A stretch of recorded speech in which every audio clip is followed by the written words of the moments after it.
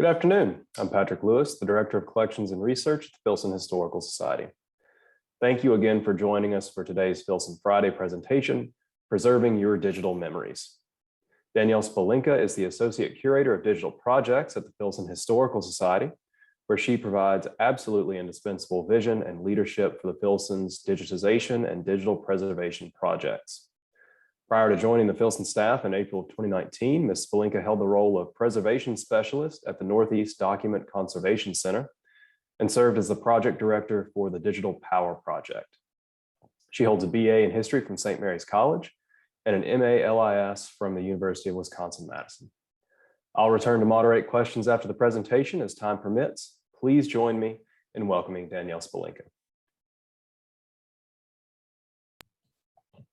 Hello, everyone. I'm so pleased to be here. I'm going to share my screen and get started in just one moment.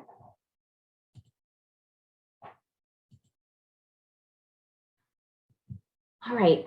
Thank you again, everyone, for coming. This is a personal project of mine. I really am adamant and passionate about this project, about this subject. And I'm so glad you are here today. The title of my presentation for Filson Friday is Preserving Your Digital Memories.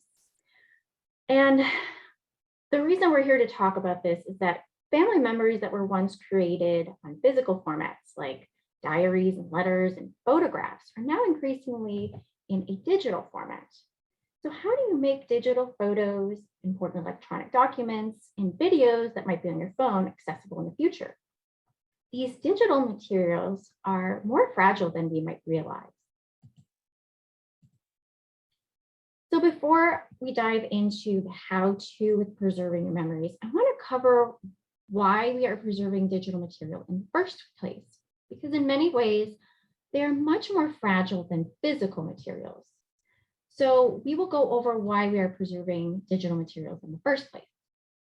From there, we will identify what we are creating and keeping before moving into some helpful steps to get you started. Now, this isn't a workshop to kind of go over the nitty-gritty details of each type of digital material, but I will be providing some amazing guides and resources that will be emailed to you after this presentation as sort of a how-to for each material. So for example, documents versus photos.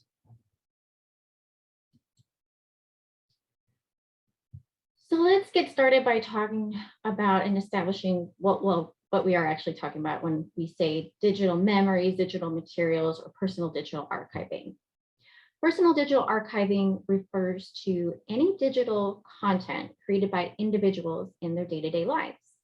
These might include emails, Word documents, calendars, music, websites, and even social media interactions. These digital possessions are all over the place. The problem with digital files when compared to paper materials is that with paper materials, they can be tucked away in a box and under the right circumstances, they can just be left there for years without the risk of losing the content. Digital materials, on the other hand, require far more attention and an action plan in order to be usable in the long run. They face far more risks and have special needs for care, which I'm going to go over shortly. But Danielle, you might be saying, what is the problem? Things on the internet just last forever. Why don't we just digitize everything? Isn't digitizing things an act of saving my family photographs? Well, digitization can be a form of preservation if the physical object is fragile. But just scanning all your family materials doesn't mean you're actually preserving them. In fact, when you scan a photo or a letter, you have now created a digital thing, what we call digital objects, that need to be cared for and managed the same way that physical material does. Well, not the same way, but in some ways. It needs to be cared for and managed in the similar sense that you need to care and manage for your physical materials. So let's go over why these materials are at risk. And this is going to really talk into some of the why and the step-by-step when we get into the archiving process later on.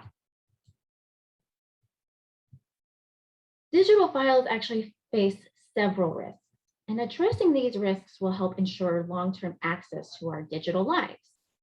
Here are just some of the most common risks, and I'm going to get into each of these in the next few slides. The first risk, and one of the major risks, is obsolescence. This term refers to the fact that technology moves very rapidly. Newer versions of software and hardware are released with no guarantees that it will be compatible with older systems and files. I mean, how many of you are still able to open old file formats like WordStar, or open things in Windows 95, or access home movies that were recorded on a VHS tape? These things have been replaced at a rather rapid pace, and kind of at the discretion of the companies and the technology companies making these materials. So there's no standard, well, there hasn't been standardization, but over time, there really wasn't. It was just kind of at the whim of whatever companies wanted to make next. Over time, we need to update our technology to newer machines and devices. So think about your music library. Some of our music libraries were on cassettes and then CDs, and those are becoming less and less relevant over to our everyday lives. With streaming and the fact that many computers don't even come with disk drives built in anymore, they're using their utility. The same will likely be said soon about our current hardware. I know it's really hard to imagine because you can take your flash drive or your USB ports and know that you can transfer it from machine to machine. But what happens if they, those are pretty easy to use now, but what will be replaced with, what's the next thing? Will Bluetooth become more ubiquitous? If you have an Apple iPhone, think about the fact that the newer versions don't have the, headphone jack anymore. You have to use a Bluetooth device, preferably the AirPods. And again, this is kind of at the discretion of the company. So who knows what they're going to think of next? And these are just a variety of examples that demonstrate that none of our storage media is really safe from this threat of being obsolete. Because digital materials are so dependent on hardware and software, they are considered fragile. Besides becoming obsolete, your hardware and software can just fail. They can just fail. Hard drive failure is one of the many failures, but it's very, very common. It can be small, sometimes hardly noticeable, or it can be major and wipe out your entire hard drive. The blue screen of death, if anyone remembers that. Failure for hardware specifically increases in likelihood as your media ages. There's kind of a rule of thumb in the tech world that hard drive has about a 5 to 7 year shelf life. I think you can get a little bit more life out of it, but it's not as long as you think it might be. So knowing this, we need to plan ahead for replacing those materials over the time, monitoring to make sure that you can still access those things, and keeping track of, if you're using an external hard drive, for example, that you know where it is physically and that the materials haven't become corrupted. Which leads me to the next risk, which is BioLoss or degradation. This can happen in a number of different ways, and is pretty simple to happen without it's pretty easy to happen. It can be as simple as moving the files from device to device, opening and then saving. And of course, viruses can attack your files. These are all examples of data corruption. It can be really frustrating, but these files can be very fragile in a digital sense. And the more you manipulate them or handle them, the more likely their insides basically can get all mixed up. A file is a specific stream of ones and zeros, if you really get down to the basics of it. And because of that stream of ones and zeros, you can't really predict what will happen when one of them goes out of place. And unfortunately, files can't tell us when they become corrupted. If we don't regularly perform checks you may discover too late that those files are gone. This is why we need to double check our files when we handle them, which is basically anytime we move them, save them, or open them. It's also really important to keep multiple copies just in case a file becomes corrupt, you have a backup. And I'll get into that a little bit later. And finally, just the fact that we are creating so much stuff is actually putting our stuff at risk. Large amounts of material without any identifying information or any way to search for them can lead for a loss of context. Not to mention it can leave you feeling overwhelmed. And depending on the file size, it can take up lots of space very quickly. How many of you ever experienced a message on your phone saying you were out of space? Or how many of us snap 15 photos of the same thing, but then never go back and delete them? I am also guilty of this. But it's very easy to quickly accumulate a lot of digital material. So the amount of materials that we create and keep, but never deal with, actually put them at risk, basically of not being able to find it. But we also lose the context for which they were created and the ability to find and use them. To make this point even more, I want to compare a physical object to a digital object. So here I'm going to use the example of the Dead Sea Scrolls. For centuries, they were left undisturbed in a cave until they were discovered in the 1940s.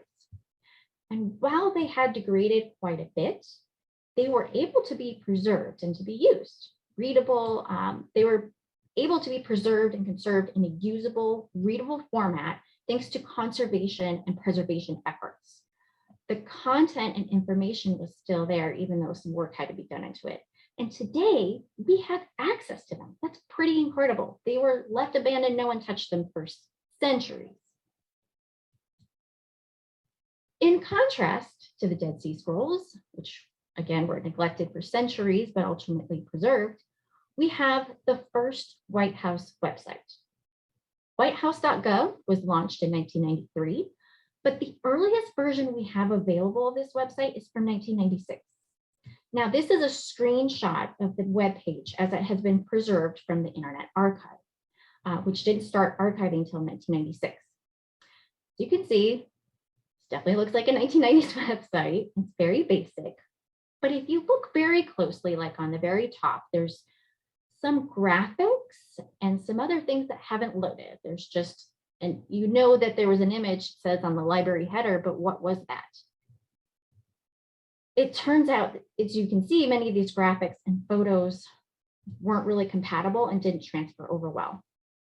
And if you go and try to use this website in any meaningful way from the Internet Archive, like say to find a document or find out what they posted about healthcare, which was a huge topic in 1993, you don't get any results until 1996 or after. So those early years are just lost. And what did we lose because we didn't save that material in time? I would think that the very first White House website, those first 3 years, could be just a boom for future scholars. And what did we miss because we weren't thinking ahead and we weren't thinking that this was a fragile object that needed to be saved? So now that we understand why our digital memories and the things that we create in digital format are at risk, I want to go over the steps to take care of these materials. And the best part is that you don't really need to be very tech savvy in order to do so. Saving your materials takes time, but it doesn't require you to have a degree in computer science to do so.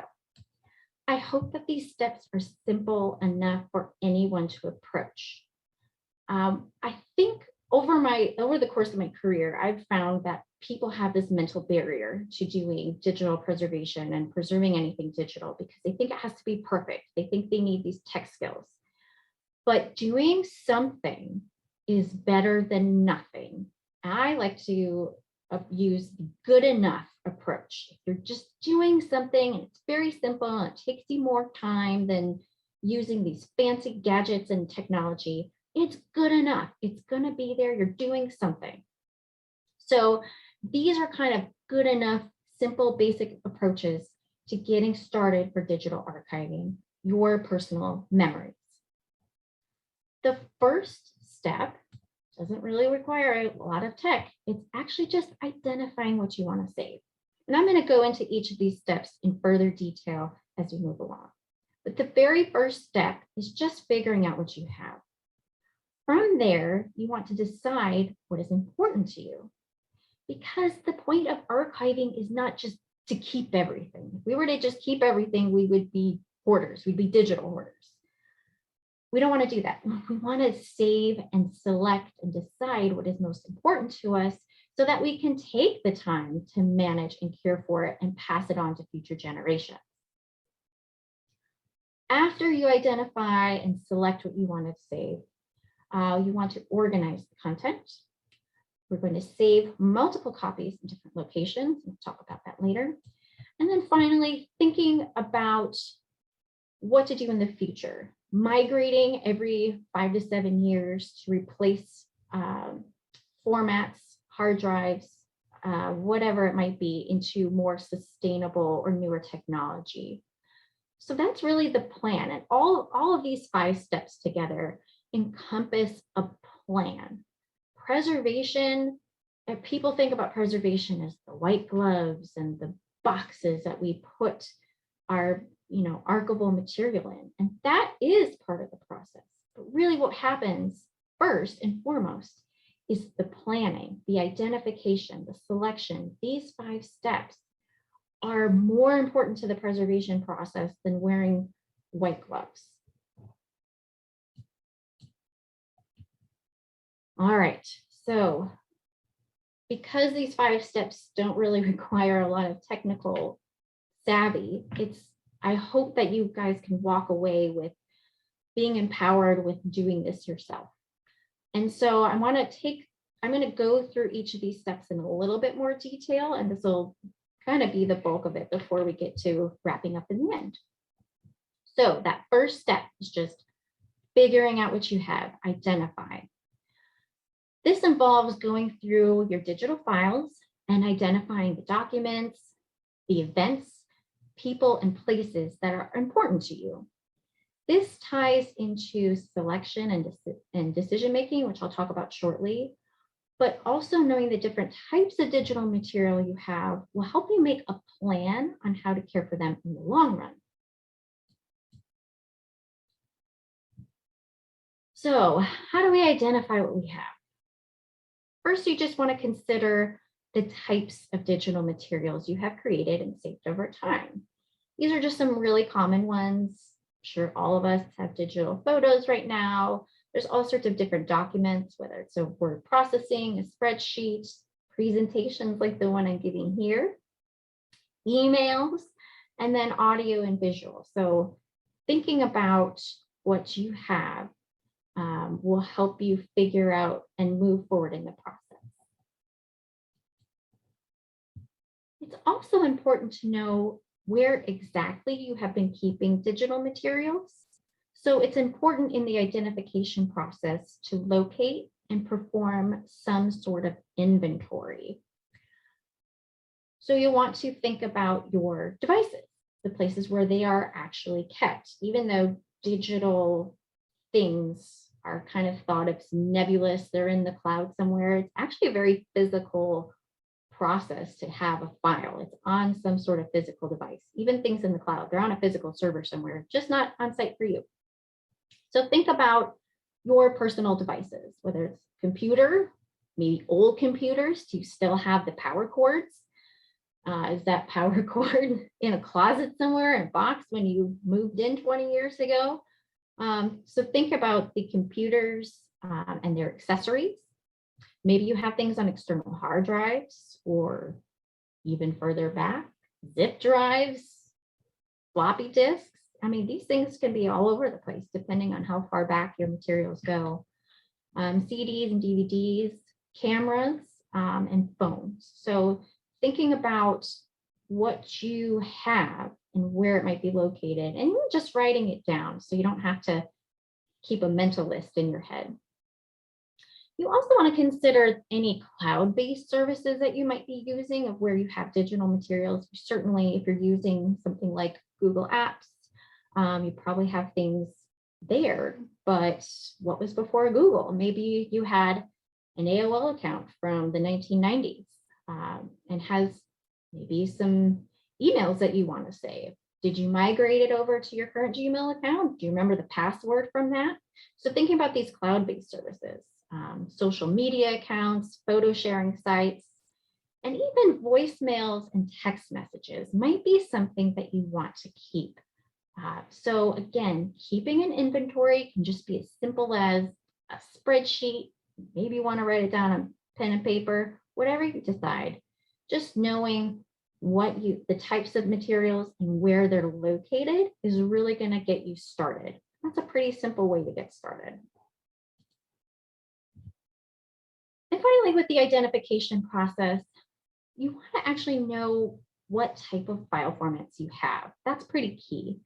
This ties into the type of digital materials, whether it's a document or a photo, but you may have older versions of these file formats. So it's important to note and talk about sustainable file formats for a moment. This is because, so I have on here a list of, in the preservation community, the standards are these file formats are considered preservation and sustainable file formats. This is because these file formats listed on here are widely adopted and can be opened in a wide variety of programs. So take, for example, if you have a, for me, for example, I created my undergraduate thesis in a WordPerfect document, not a Word document, but a WordPerfect document, and I saved it on a floppy disk. That is how old I am. But if I wanted to open that today, I don't have an A drive or a floppy disk drive anymore. So how would I actually physically open it? And then if I were to actually track down a floppy disk drive, which you can find, just if that's important to you and you want to invest in that device to purchase it and use it and play around with it, that's important to you, great. Once you actually figure it out, do you have a copy of Word? Do I have a copy of WordPerfect to open it? Because it's not going to open in the same way as a Word document. Trust me, I have tried to migrate it physically. When I opened it in a Word document, all of the footnotes were just all over the place. They didn't transfer over. It wasn't the same thing. Like the basic content was there, but how I created that structure, which is very important to a research document, was gone. And so did I want to take the time to recreate that? Did I want to migrate that, as we call it, into a different file format? So that's why it's important to identify it. If I had decided that my college thesis paper in a WordPerfect document wasn't worth the time and effort to preserve it, then you could just walk away from it. But if it is important to you, then you can make that next step. So this is all coming back to why identifying the things that you have, where they're located, and the accessories that you might need for it, and the file formats are really important.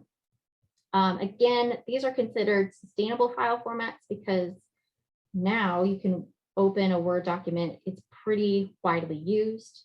PDF, you can open in a different variety of formats. These particular formats, you don't need a specific software. They're interoperable with other things. And they have, like I said, documentation available so that if for some reason they went away, you could, in theory, recreate it and move it to a different format. So, kind of hinted at the decision-making process. Once you figure out what you have, now you need to decide what's important to you. And I'm not here to tell you what's important to you. That's up to you to decide. You can come up with your own criteria. And that's why it's great to be kind of your own personal archivist in this sense. You get to decide what is important to you. Now, we all don't make decisions at the point of creation or capture, that's the ideal part. That's the ideal time to, select and decide which you want to keep. But how many of us actually go back and actually delete photos that we didn't want, for example? If you don't delete the things that you don't want at the time of capture or on a regular scheduled time period, you might face a deluge of materials later. So for images, for example, keep images of the events, people, and places that are really important to you. This step, decision-making, deciding and selecting what you want, is going to take more time than anything else. That's why I really am advocating for coming up with a plan, and I'll talk about that at the very end, but just committing to the process and saying, okay, this is going to take some time. Maybe it's 10 minutes a week. I go through and delete the photos that I don't want. It's just going to take more time than anything else. So I'm going to use my own family library as an example. You would think I would do a better job about deleting, but I kind of don't sometimes. We're not perfect. So for example, I have some family photographs on here. We went on a family vacation several years ago, and you can see we took several photos of the same scene. At the time, we were trying to get my toddler to look at the camera, so we had a lot of outtakes. Do I need to keep all 20 attempts to get my toddler to look at the camera? No. And this is part of the selection process. Again, this will take the most time and can be tedious, especially if you're just starting and you don't do it regularly. One other note about the decision process is that it's a good idea to pick the highest quality image, video, or audio.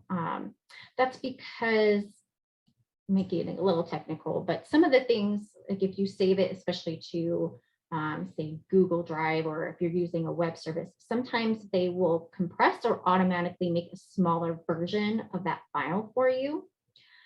If you try and use this later on, it's more likely that that smaller file size will get jumbled up or pixelated or fuzzy over time. But if you have a higher quality image, it will be in a more usable format in the future, and you can easily make smaller access copies from a larger version. So you're getting the highest quality and you're preserving the most data when you keep the largest version of that file or uncompressed version of it versus a compressed version. Like, when you save something, you're like, it prompts you to put up for, web viewing only or whatever. Now, some of your decisions are going to depend on the type of material you have, which is why identification is so important in the first step. So I want to highlight some strategies in the decision-making process by type of material. So let's start with email. Email is fairly straightforward thanks to built-in applications from your email services. And it's important to note what type of email you're using. Are you using the desktop application or are you using a webmail service? For desktop applications like Outlook, you may have backup features and features to help you clean up. So I know, for example, Outlook has a cleanup feature that will actually condense and shorten the conversations for you. Because email is a little bit newer and it's so ubiquitous, thankfully, a lot of the companies that run our email services have come up with these ways to automate it for us instead of us having to go through and physically decide which each one. Webmail services can be a little tricky to export as a downloadable file. And the reason that you want to export files sometimes in order to back that up is because, kind of thinking of worst case scenario, if for some reason Google was hacked and all their data was just wiped out and you're using Gmail or Google services for all of your preservation stuff, if you put all your eggs in one basket, so to say, how would you be able to access that? So, we don't think that Google is going to go away anytime soon, but who knows? That's like you have to kind of think ahead and think of, kind of be Chicken Little, the sky's falling down. You don't want to think that, but it could happen. Or even if there's a slight disruption. I mean, how many times have we heard of like Facebook is not online today or Instagram is down for the day? So even if you needed something right away, you didn't have access to it. That's why we talk about exporting files into a sustainable format, and backing it up is a preservation strategy. I'll go into saving a little bit more later. And again, I say sustainable format because like PDF or an XML file, those are things that are interoperable or can be opened in different programs. So you aren't just stuck in Gmail, you aren't just stuck in Yahoo, all that. So one other thing about email is you also want to remember attachments that might be involved with it, because we're trying to recreate how these emails were shared and used. So again, the point is not to keep everything. You have to select. We're not just keeping all of our emails and putting it in a different spot. We're selecting to find what's really important to us and to make it more manageable.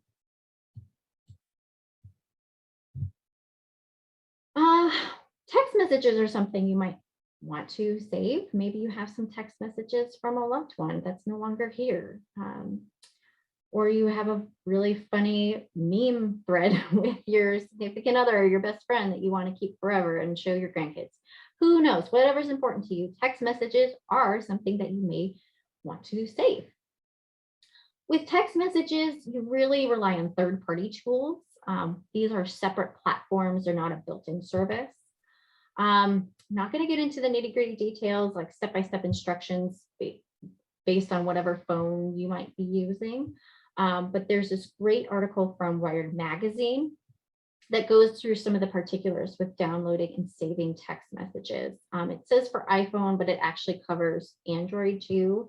For Android, there's a third-party service called SMS Backup, and it kind of just walks you through. iPhone has its own particular system backups, but if you want to migrate it away from iPhone, like maybe you decide you don't want an iPhone, you want to go to Android. There are ways that you can switch to different platforms or just save it to, and save your text messages to an email. Google phones, there are different ways that you can download through Google Takeout, where it just does downloads your text messages and emails it to you. Again, I'm in these next couple of slides, I'm going to be throwing up some resources. Don't worry too much about, if you want to click on it. But when we send the email with the recording to this presentation, I will include all of the links and resources I talk about here today. So perhaps maybe you have a website or blog that you want to keep. For personal websites, ideally you have kept the content that you created and put it up, and you save it as a particular file system that's called documentary, and basically you save it in a directory the same way that you have kind of structured the hierarchy of your website. But if not, it's a good idea to save. The nice thing about websites is that they all use HTML, and you can download those and use it later. So basically, it's just downloading each web page as an HTML file. Save those files in a folder and provide that folder a structure or document tree. You can also screen grab and save as a JPEG the website as a point of reference. So if you need to recreate it in a different platform for whatever reason, or just want to see how it was structured and looked graphically, it's not a bad idea. Now, remember that first White House website? The earliest version has been saved from the Internet Archive. Now, perhaps you're familiar with this service, but basically the Internet Archive is a service, and it captures as many web pages as possible. It does this on a regular schedule and crawls the entire internet looking for other sites. Now, if you have a website, you may want to use the Internet Archive. You can submit a request to save the website, and it'll be kept there. What you do need to know about the Internet Archive is that that web page needs to be publicly available. and you do have to go tell the Internet Archive to crawl that particular website on a regular basis. There are some other services. Now, if you want to get a little bit more technical and play around with some other tools that are out there, there are other services that you can use, like an app attached to your browser. The one I'm familiar with, and that's pretty easy to use, is called Web Recorder. It's an easy to use tool that archives web content as it is viewed in a web browser. And it generates an archival file for download and local preservation and storage. And it provides a simple access layer for immediately sharing that archived content online. So kind of, you plug in this app and you kind of share around with it. This link is on the website to the Digital POWRR Project, something I was involved in several years ago, has a step-by-step tutorial for a number of popular web archiving tools. So if you are interested in web archiving, this is highly recommend checking that tutorial out. All right, social media. Thankfully, since social media is newer, it makes it easier to download and back up your materials. Depending on the platform, Twitter, Facebook, Instagram, it will typically download them as an XML or HTML file. Typically, you can then go into your settings. So typically for any social media site, you basically go into settings and find out how to download. Now, each platform download is kind of platform specific, but I'm going to use Facebook as an example.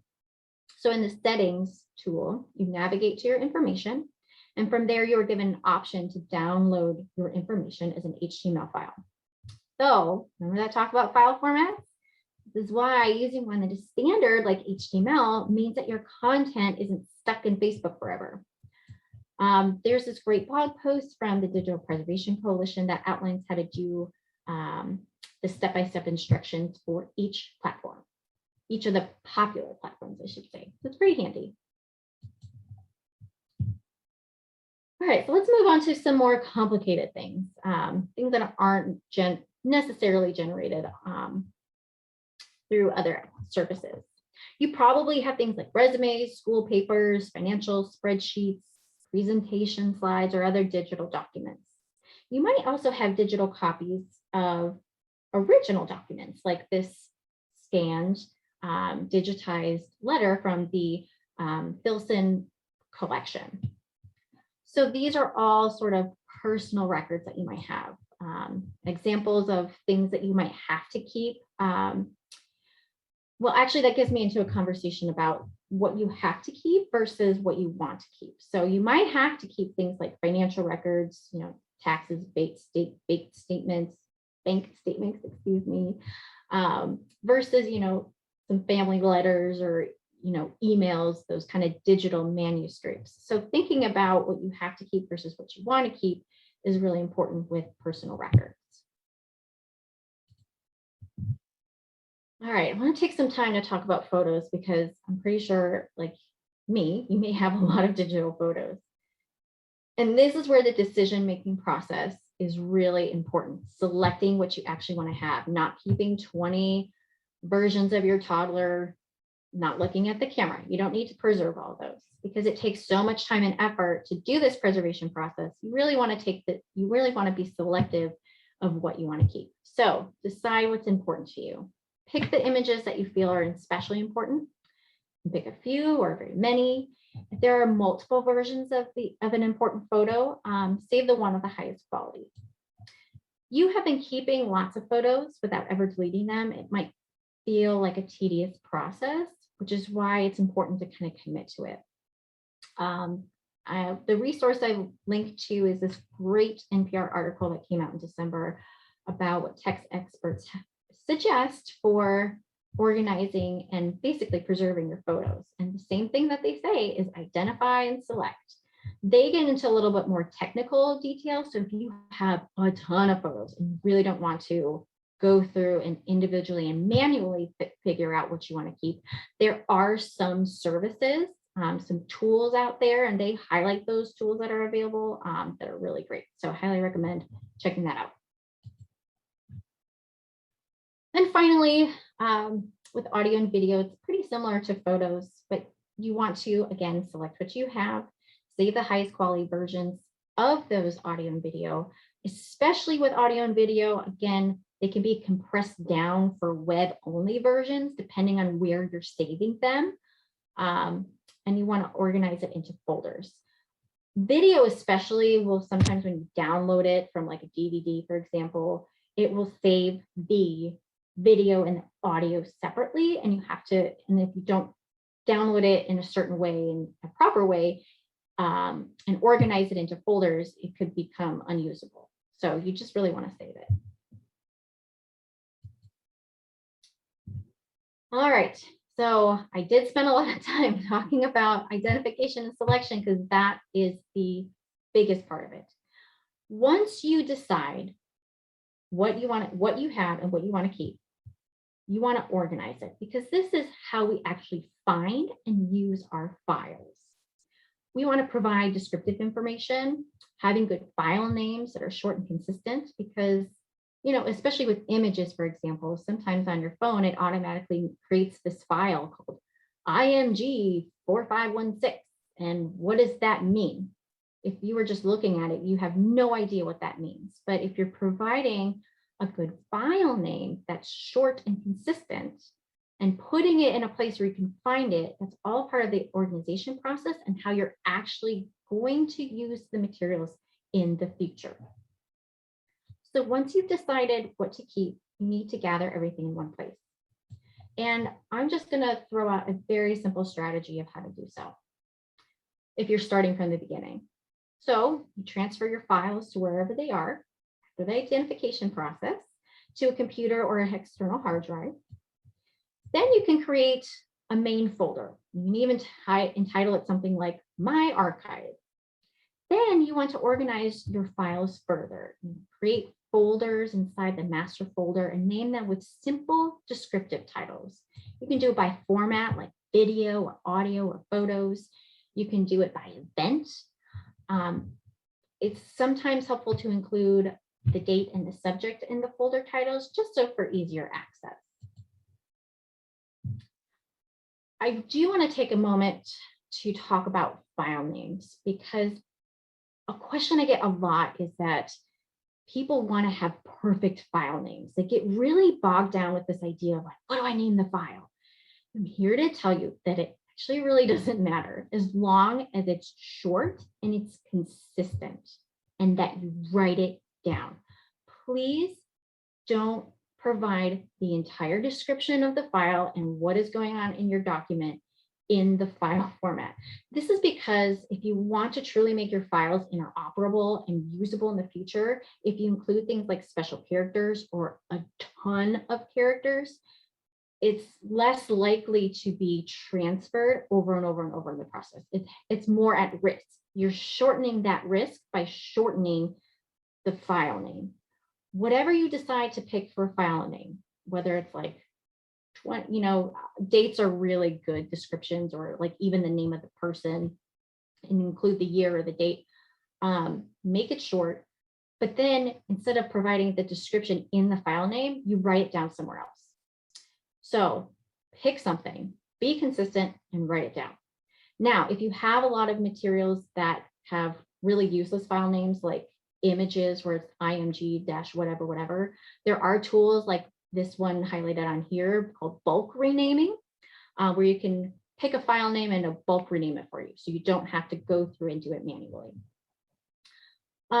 You also could tag photographs. A lot of the web-based, you know, cloud-based saving services like Google can help you tag photos to make them a little bit more easy to find people or descriptive subjects, and that you can actually like keyword search. So consider doing that.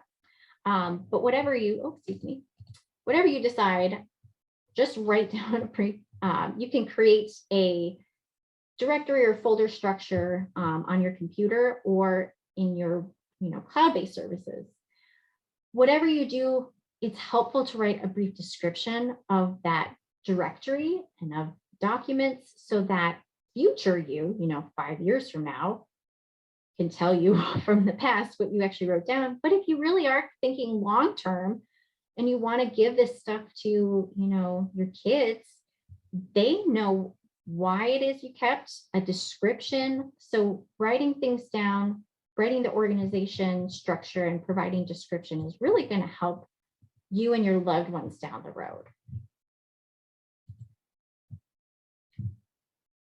So now we want to think about where you want to store.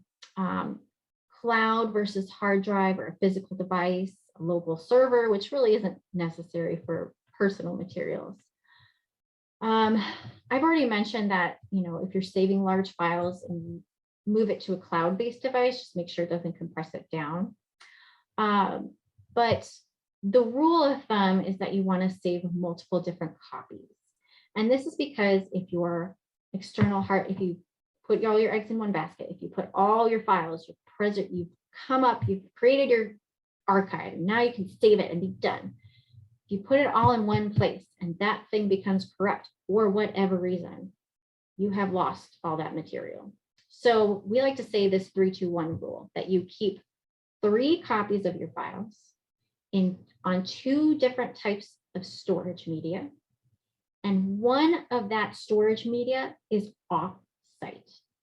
If you really get into preservation and think about, like a lot of archives use Amazon web preservation services. And that's because they have multiple different servers on different locations. So like, I think they have, if the server is like in Virginia and there's a hurricane and that server is shut down for a few days, if they have a different server with all the backups in a different geographic location, they can get up and running really quickly. So that's why that's an extreme example, but if you can keep 1 copy off-site, like maybe you have something at your office and at your desk, or you have a physical media and a cloud-based service.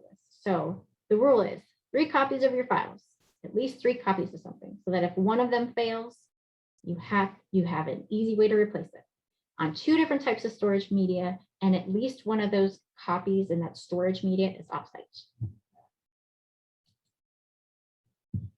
So finally, we need to manage and think about the long-term plan. Checking your files regularly to make sure that none of them have become corrupted, because again, files can't tell us that they become corrupted unless you're using a tool, but for our own personal materials, they won't really do that. You might want to sample files from each of your storage locations after a transfer and backup, and do that every couple times a year if you don't access them frequently. This is just a regular check, you know, kind of the same way that we get the oil change on our car or clean out our coffee pot once a month, ideally. You have a sense of what's going on. So you can do a sampling of your files to make sure that they're okay. Because again, drives can decay over time and become outdated. So checking files for decay or corruption from a virus is really good practice.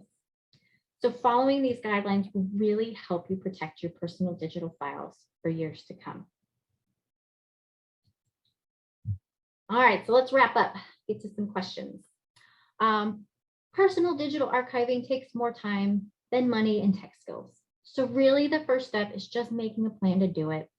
Schedule it the same way that, you know, you have your oil change regularly or doing the laundry, whatever plan you want, just make a plan. It could be 10 minutes once a week, 1 hour once a month, just decide and stick to it. And then going through those steps, identify what you have, select what you want to keep, deciding what you want to keep. It's not worth all this time and effort to save and preserve 25 images of the same shot or some blurry photo where you're like, who is that person? If you take away nothing else today, it's please that selection is key, and we're not here to save everything. Storage may be cheap, but in the long run, who knows what those costs might be. So once you identify and decide what you want to keep, you then want to organize it, save it, 3 different copies in 2 different locations. One of those is offsite, different locations. and then managing it over time. Once it get into this process, it becomes pretty similar. It becomes kind of no-brainer, but it really is that first step of identification. So again, we have some basic resources that I think are really helpful. If you're interested in learning more about digital preservation in general, I have these 2 links right there. The Library of Congress has some amazing resources for personal digital archiving. They have step-by-step guides and tutorials for each different type of media that we covered here today. And I created a really handy resource list on our research guides page of the Filson. And that link on the very bottom is going to be emailed out to you. So if you don't get it to it today, you'll get it with the link to the recording. With that, this gives us about 10 or so minutes for questions. Well, thank you so much, Danielle. That was really fantastic. And I, much to my shame, realized that I've got to go and do some of this work myself on some digital research images that I've got from old projects that live on old hard drives. And yeah, I don't know if I can fire those up if need be. We've got some great questions in the chat. I'll start with one that was an observation about the difficulty in transferring metadata from photos on something like iPhotos on Apple across platforms. Why doesn't that travel with us, and what can we do to get those information, those tags to follow those photos? Oh my gosh, that's a great question. And a lot of that has to do with using proprietary tools. I like to advocate for open software because the documentation is available and you're not stuck with a specific platform. I mean, the reason that iPhone doesn't make it easy to have these tags and to convert the metadata is because they want you to buy more Apple products. It's like, oh, well, I can't transfer to an Android. I might as well just upgrade to the newest iPhone. And they want you to, that's why technology doesn't also last long. So that's why keeping documentation of transferring the different tags if you can. I won't get into the particulars because again, it's not a workshop, but those guides and those resources go into very intricate detail of how to actually do that. So that is something that's a little bit more tech savvy, but if you're not intimidated by it, I absolutely encourage you with those step-by-step resources to, I think it's the Wired one specifically for text messages that goes through how to keep those tags. And that's something I think about a lot too, is preserving not just the descriptive information, but the technical metadata. Like if you're a photographer, for example, you want to have the metadata of the type of camera that was used, like that stuff is embedded in the file format. And you may want to keep that. And it doesn't necessarily come with you if you're downloading it and moving it to different platforms. So the resource guide, especially for more the digital preservation basic stuff, like from the Digital Preservation Coalition, will walk you through that. I thought it was a really fascinating point you made about maybe even producing your inventories on paper, not making those digital. Why do you recommend that? And if we're thinking about creating an inventory, what sort of things should we be writing down on that? Sure. So an inventory doesn't necessarily have to be a paper one. If you like paper but you're stuck with all this digital stuff, paper is a great option. And that's because paper will last long. And if you know where you physically put that inventory, you can get it pretty quickly. If your power goes out and you need something right away, you kind of know where that structure is. When I consulted and worked with other archives that were starting out in digital preservation, I always advocated for just a simple spreadsheet. Put stuff in a spreadsheet. You can name your files however you want. Spreadsheets is a very interoperable format, and there's no right or wrong way to do it. I'm happy to provide a resource for getting started for like the types of things that you want, like the name, the date, a brief description, the size of the file and the type of file format. Those are the basic things that you want to keep. So it's really as simple as that. If you want to go more complex, there are other services out there, but I'm more talking just about like getting started today with things that you probably already have and are using and are familiar with.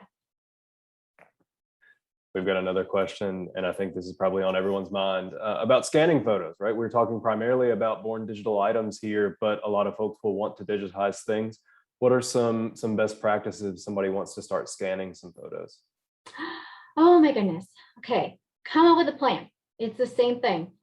Identify what you actually want. Don't just start scanning every single photograph that you have without a plan. It all requires a plan. So identify what you want to have and what equipment you might need. I have lots of suggestions for scanning materials are really, really great. They're cheap and they produce really high quality photographs.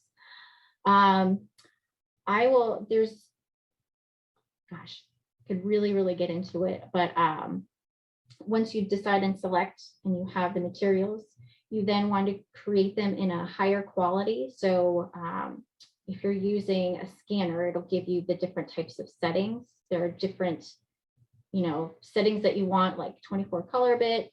These are just things that will produce a very high quality file format. And just following standardizations.